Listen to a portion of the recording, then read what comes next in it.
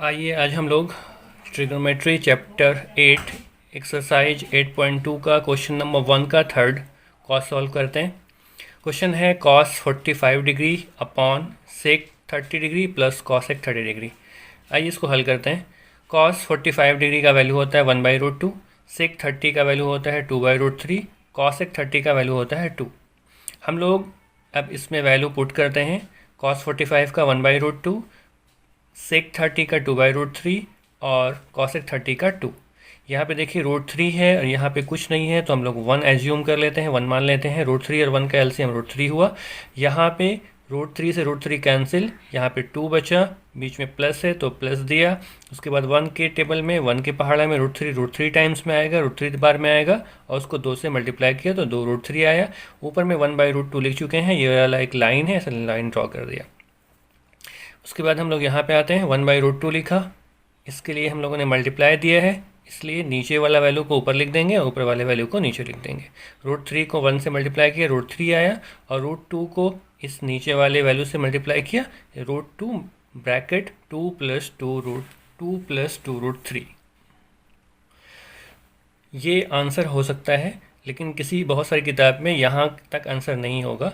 तो आइए अब हम लोग यहाँ के बाद थोड़ा सा रेशनलाइजेशन, परिमेयकरण, हरों का परिमेयकरण देख लेते हैं। जैसे एक 1/√3 है, तो इस यहाँ पे 1 तो परिमेय संख्या है, लेकिन √3 एक अपरिमेय संख्या है।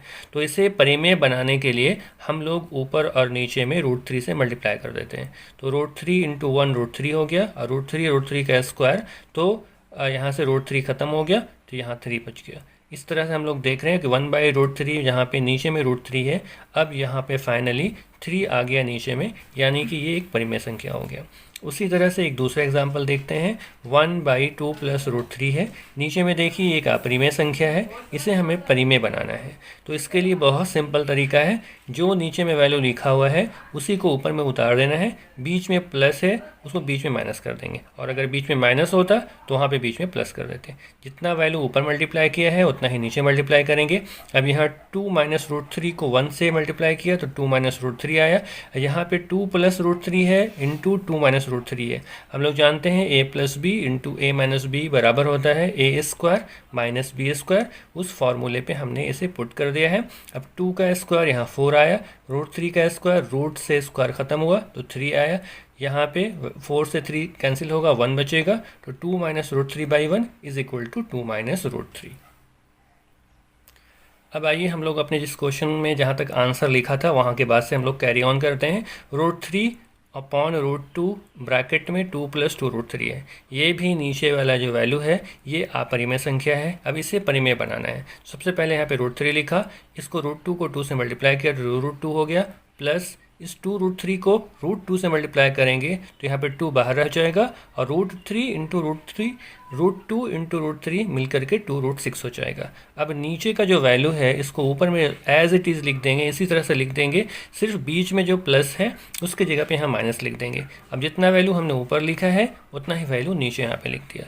उसके बाद अब हम लोग ऊपर के वैल्यू को ऊपर के वैल्यू से मल्टीप्लाई करेंगे, तो यहाँ पे हम लोगों ने मल्टीप्लाई के फॉर्मेट में लिख दिया है। अब नीचे का वैल्यू अब दोनों जगह देखिए, एक जगह 2√2 + 2√6 है और दूसरी जगह 2√2 - 2√6 है।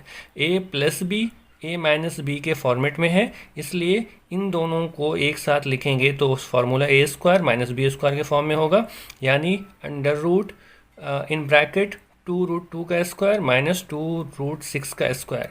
यहाँ पे अब हम लोग √3 को 2√2 से मल्टीप्लाई करेंगे तो 2√3 × √2 मिलकर √6 हो जाएगा, बीच में माइनस दिया। √3 को 2√6 से मल्टीप्लाई करेंगे तो यहाँ पे 2 रह गया, और 6 × 3 18 हो गया, तो 2√18 हो गया। अब यहाँ पे नीचे का वैल्यू को सॉल्व करते हैं।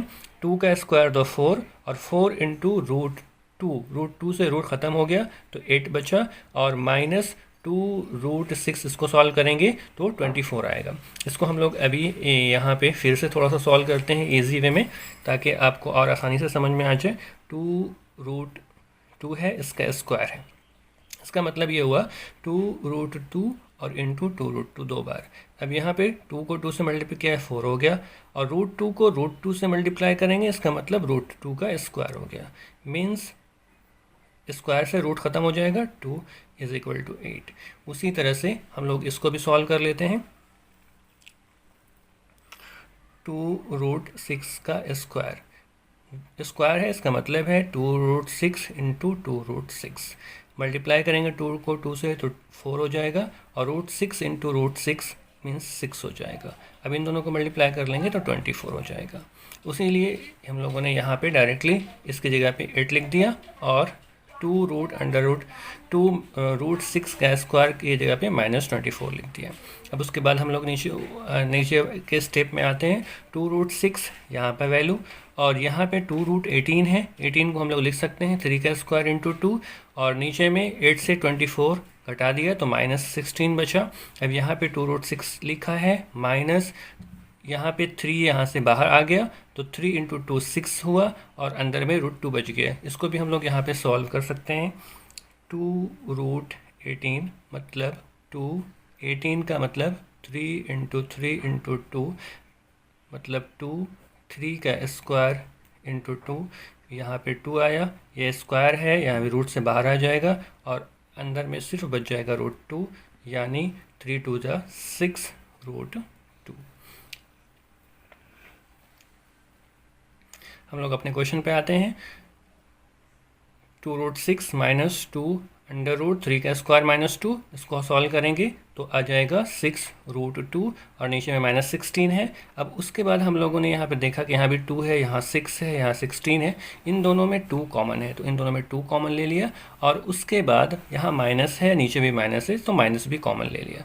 जब माइनस कॉमन ले लेंगे तो जो माइनस वाला पोर्शन वाला वैल्यू है वो आगे आ जाएगा प्लस में, और जो प्लस वाला वैल्यू है वो आ जाएगा माइनस के साथ। तो यहाँ पे 2 कॉमन लेने के बाद यहाँ पे 3 बचा, √2 बचा।